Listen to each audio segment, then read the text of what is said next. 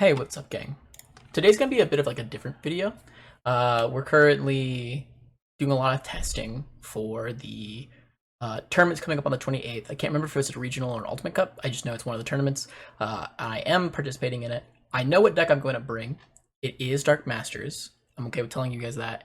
We're keeping the list currently just because I'm not 100% sold on anything right now. I'm still doing a lot of testing, trying to figure out what people are going to be bringing to the tournament, and that's going to be adjusting what I end up taking in the list.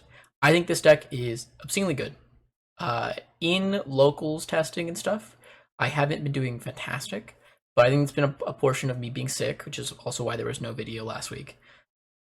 And also, I think my mentality being a little poor, as well as finally, I think I just ran into a lot of decks that I wasn't prepared for. Like I lost to Gallant, and that really tilted me because I realized how hard of a matchup Gallant would be for this list.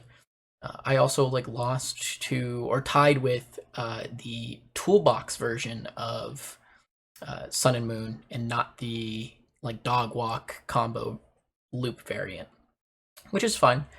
I have no problems with it. Like it's good to get like testing against the rogue decks. I understand that the powers of this deck are more in countering specific matchups rather than trying to hit every single deck, as well as the way you get to play against decks is so vastly different. The deck itself changes dramatically between different matchups, which can be anything from, oh, we're just playing Vikemon control to, oh, we're actually the aggro list in this matchup, and so we're just gonna try and out tempo you and kill you with like 5 swings on turn 5 or 5 swings on turn like 3, which is like super possible for the deck depending on what your opening hand is. Obviously, going first is ideal sometimes, and then other times going second is ideal. And that's not like, oh, in like SecCon matchups you actually want to go second. It's like in about half of the matchups that you're going to be playing against, you kind of want to go second, and the other half of the matchups you're going to be playing against, realistically, you want to go first. I plan on making a really big, like maybe hour and a half, 2 hour primer on this deck, as well as every matchup I've tested against, kind of understand inside and out, and go like a very, very in-depth card by card. Kind of talk about it. Uh, Pause. The gameplay in the background, by the way, is just me doing some like Takemikazuchi testing on the simulator. This game in particular, there's like a weird thing that happened towards the middle, so we'll see how that goes, and I'll comment on that once I'm done yapping about the Ultimate Cup and other stuff here. But going back to the deck as a whole, I think it's going to be really good. I really am excited to play with it. I'm really excited to teach people how to do what's going on. Even if I don't do well in the Ultimate Cup, I still feel very confident about the deck. I think the things that will cause me to lose are me misplaying, because even though the deck is very simple in how many actions it takes a turn, because of the style of play that it is, just being like that combo deck, you have to, I think, make decisions multiple turns in advance while predicting kind of what your opponent is going to be wanting to be doing in the matchup. Not even necessarily the best thing that they can be doing in this matchup, but what you can realistically play around at any given moment. As well as some of it is even going to be reliant sometimes on your opponent making a mistake or just not understanding the matchup in its entirety, as well as like a little bit of luck. Unfortunately, I've lost a game in a very grindy like 45-minute match because of the fact that I ended up milling both of my paladin modes, which is something that I didn't even consider as a possibility when interacting with that matchup, because in that matchup I uh, have a very large chance. It was against the black hybrid Shoto Mother D Reaper decks that I'm kind of running around.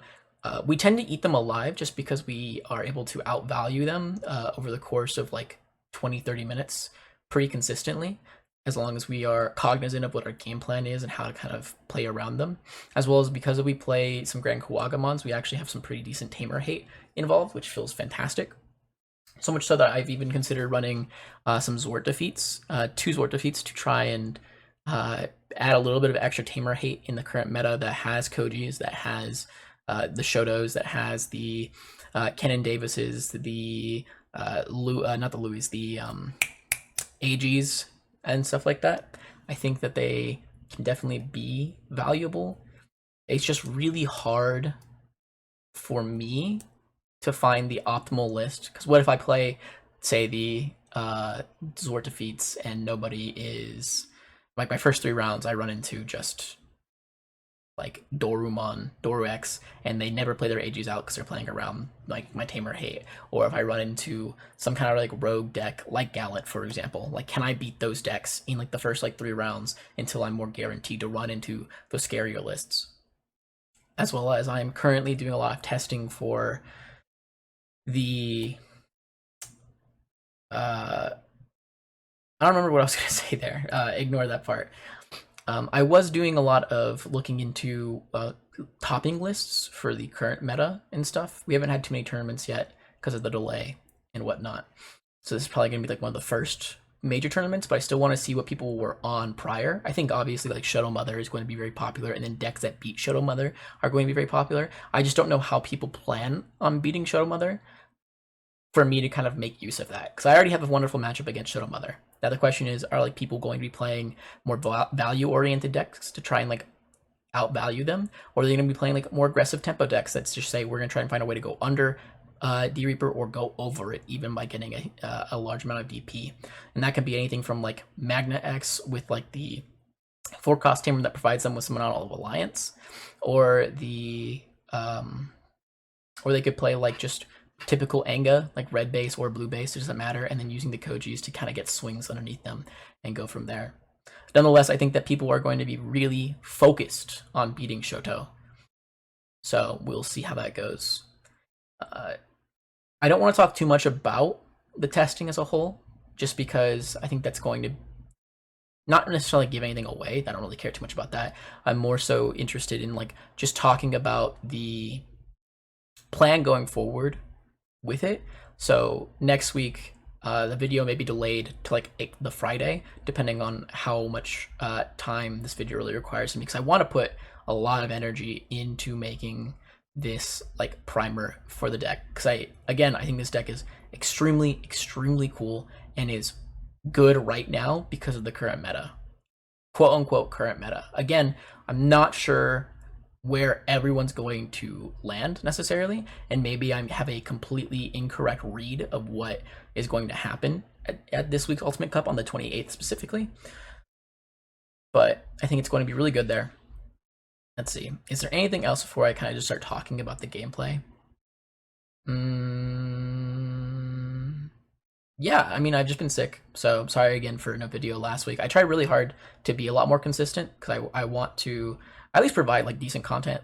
Even this isn't exactly like my ideal version of content. Like, yeah, you're getting to see me play Takamikazuchi, which is I think one of the best decks in the format right now, and we're even seeing that in the OCG, where while the meta there is different because it's able to play the purple hybrid stuff, I think that it still has teeth. And had I had a regular level 5 instead of the Helluga, I would have been able to do 5 checks and set up a really clean board for what was going on, which is really gross on turn 2. That's disgusting, in fact.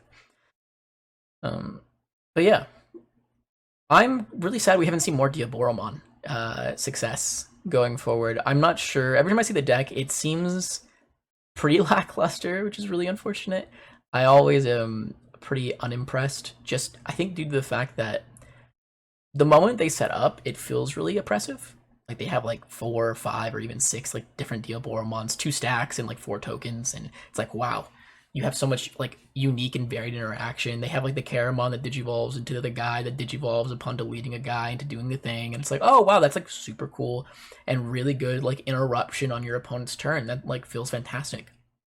And like even in some ways, it reminds me a lot of like a Yu-Gi-Oh deck, of where like your ideal is you set up this really annoying piece of interaction on your opponent's board, and the moment they try to go and do their like typical plays, you immediately have a way of kind of stymieing what they want to do, and in some ways even just like stopping them entirely, which I think is super cool. The big problem I think is just that it's not necessarily inconsistent, it's just kind of slow. I think it'll be able to get there 9 out of 10 times, but it requires like an extra turn or two to get there compared to other decks that are able to get there much quicker. Interestingly enough, actually, this matchup against Dark Masters is still in our favor. It's just really weird the way that we have to play it. I think I've almost lost a couple of times, and I have lost a good chunk of times because I don't respect certain cards, like their level 7 that stops other level 7s from activating their when digivolving effects, or it's their on play. I can't remember which one. I think it's just when digivolving. But that card's really hard for us to deal with because it slows down a lot of our tempo, as well as slows down a lot of what we really want to be doing, which is awful. But yeah, I think against a typical matchup, it's really not too oppressive. I'm just getting a bunch of memory off my AGs, off my analog use. The video is going to be a little off sync just because of where the audio will be compared to the video. I couldn't quite set it up right, and I couldn't figure out why it wasn't interacting appropriately, but it should be coming up here in a couple of like seconds or minutes. There's a really weird interaction that I'm not sure if I messed up, so I'm gonna try and focus on that because I don't know if I messed it up or if the simulator fucked up. I'm hoping it's the second one, obviously, because then I can just be like, thank God it wasn't me. But you guys can be a couple seconds ahead, a couple seconds behind me. I'll figure that out in post, and then you guys will be able to figure it out right now because I'm just now gonna use the Doru. Okay, we just used the Doru effect to pitch one, draw one.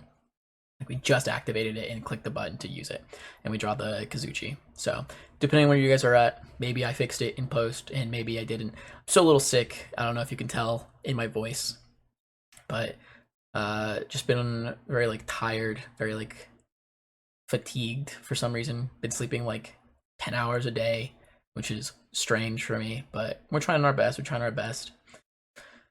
Oh my goodness, dude, I'm gonna have to like go scrounging around my entire state on Friday if my cards aren't in by then, because oh boy, I really need Shotos for my deck to have a positive win rate in certain matchups. And man, that delay really screwed me because I ordered them like the day after, 2 days after the cards release because I forgot about it. And I'm just hoping that they get here in time. Actually, let me go look and see, because they said they shipped. So let me go look at my email real quick and see when they said they shipped specifically. So yeah, okay, hold on. Actually, yeah, also the Takemi Kazuchi, for some reason it didn't activate. I wasn't really paying attention to how it was going, just now because I got distracted in the exact moment that I needed to keep an eye on it, but it's fine. So they shipped on the 23rd, so they shipped yesterday. And so I'm hoping that by Friday, so in like 6 days, 5 days, that it gets here, because I really need those Shotos. And if they aren't here by Friday, I will have to call around to like every game store within like a 80-mile radius and pray they have Digimon stuff, because unfortunately the 3 closest game stores to me don't usually carry Digimon stuff and don't usually have Digimon events. They're more focused on like One Piece and stuff, which, don't get me wrong, I think One Piece is a cool game. It's not my cup of tea currently right now. I'm sure once they add new cards and the format changes a little bit, maybe I'll have a little bit better time in it. But right now, One Piece just isn't for me. The deck I've probably enjoyed the most is like the One Piece, the Nami self mill deck, which is pretty cool. But otherwise, it's not my personal enjoyment. Yeah, I don't know what happened with that Fenrir Takemi Kazuchi. I'll go look back in a little bit here, and you guys will hear me towards the end of this like little yap session talk about it. Still not a horrible spot to be in. Like, yeah, my opponent's got like 6 memory. They've got 3 Diaboromon and the Ace up, which the Ace is really scary whenever they're able to get out extra Diaboromons. I think they ordered it wrong, maybe. I'm not sure if it's a hard once. Because if it is a hard once, then, you know, it is what it is. It's fine. But I thought it was more than that, but it's fine. Otherwise, I'm so surprised the Carta Magica has not sent out their notice yet for the whatchamacallits, the tournament. So that's actually really scary. It means that we're gonna have less time to kind of interact and change our decks and kind of set things up. So maybe like a day of thing that I'll have to kind of keep focus on. And playing down the level 7 here, I got really scared when they did. I think I think about it for a while because I think it's the scary one, and I had to double check real quick to make sure it's not the scary one, which it isn't. It's like the Rusher, which is like fine. It pops my stuff, which is also okay. I don't mind really at all. I'm gonna have such an obscene amount of memory that I can go into the stack really easily. I was just afraid that it was going to be the one that stops the level 7s, which, speaking of, let's go look that guy up real quick. Because I think he stops digivolving, but Armageddon. Okay, that's not even Arma. Yeah, that's good enough. All turns when digivolving effects on level 7 Digimon don't activate. Yeah. I thought it was that one, but I was 100%. I guess they switched to the BT17 version of it, which is fair. You made deleted your Deodormon to reduce cost by 1, and this one you would play your hand by placing 13 cards from your trash, the unidentified or Deodormon trait from your trash to the bottom of your deck, reduce play cost by 1. So they both can get down to 3. This one has blocker, rush, and reboot. And then on play, you delete some stuff, and then your turn, this Digimon can also attack unsuspended Digimon. Whereas this one is just that single all turns effect. So they obviously have like different uses. If you're like in a primarily level 7 matchup, or meta, obviously the Armageddon that stops those level 7s from activating their when digivolving would be better. But I don't think there's a lot of level 7s in the current meta that you need to be afraid of. This card, though, does just win against Takamikazuchi, which I think gives it a lot of value. Obviously, the other Armageddon is better for removal, utility, generalist matchups, things of that nature, especially better against like things like Rogue. But the other one is, wow, it's really good into a very niche-specific matchup that I kind of like a lot. It's black, yet white? Black, white? Interesting. Black, white. It's white Digimon. You know what? Oh, this is a peculiar case. Do I play this as a hold on? Sorry, I'm cooking for a second for Dark Masters. Takamikazuchi, I think, is one of our worst matchups. It's like 45-55 in their favor, maybe 40-60 in their favor. There are obviously like ways we can play around it, but our win cons against them don't feel too impactful. However, if we just hard drop our Armageddon, because we digivolve on top of our machines, or our Vikes, or our Mega Gargos, you know, it's kind of cooking, actually. I'm trying to think, because what does Takamikazuchi do at that point? They can't pop it with Fenrir's, and their when digivolving on their level 7 Takamikazuchi doesn't activate. They won't be able to keep turn if they like pass with it. They can't pop it with the when digivolving of it either, so they'll never be able to get to like that 16k threshold. Ooh, it's actually kind of gross. Wait a second. That's actually kind of nasty. Hold on. Let's see. Are there any other decks in the current meta that really hate this? I mean, against Black Hybrid, stopping their Crimson and stopping their Paladin is really good too. And then you guys are just gonna see me win. I'm trying to yap quickly before it's over. But yeah, no, it's like really good against opposing Paladins because they can't activate the when digivolving. Funnily enough, which just makes it so that way, you know, in the lore, actually, you don't succeed in the same way you do in the movie. But also stopping opposing Crimsons can be really nice. Obviously, both of those have on plays though, so that's ways to get around it. But I mean, if you go into this for 3, passing turn typically to like 1-2 memory for your opponent. If they try to like Paladin you on the crackback for 9, I'm pretty okay with that. I don't think I'm gonna be too upset. I'll probably have ways to answer it for sure. Wow. Ugh, that's actually kind of crazy. Hold on, let's think. Any other level 7s in the meta that I need to be afraid of? Anga, this is a useless card. Against Doru, this is a useless card. Against the Sun Moon deck, both combo, and against Toolbox, these cards are pretty useless because they value their level 6s a lot more than their level 7s. So yeah, again, it's just a fuck you to Takamikazuchi, which I think right now not everyone's on Take, so I don't think I have to care too much about it. But definitely in the future, this is a card that I'll be looking at if people are running the purple hybrid, because I think it'll have Take be a very big contender at that point. So I'm gonna buy a couple copies of that secret rare because that's very cute. What's the other one do? It's like the same thing, but it's an Evo cost of 7, Vomits. Play when Digivolving, delete up to 15 play cost worth of your opponent's Digimon. Just kind of nice. Rush, blocker, reboot, just kind of nice as well. Obviously on a black or white, so it's not as impactful because most of our blacks that will be Digivolve on top of this guy will give it reboot, but it's like fine. Your Digimon can also attack your opponent's unsuspended Digimon. This Digimon specifically can also attack your opponent's unsuspended Digimon, which is kind of nice. Unfortunately, this is a 7 cost Evo, so we would have to wait until the crackback 90% of the time to actually make use of it. It's also only a 15k body, so it's not super useful into that 16k threshold that we really want to be at. It's okay. It's probably better in the Diaboromon deck than it would ever be in Dark Masters. I can't really see a scenario where this ever gets really crazy. But the OG one, the stopping when Digivolving effects, that definitely has a lot of utility. We love floodgates in this household. Anything that floodgates my opponent and doesn't hurt me is really good.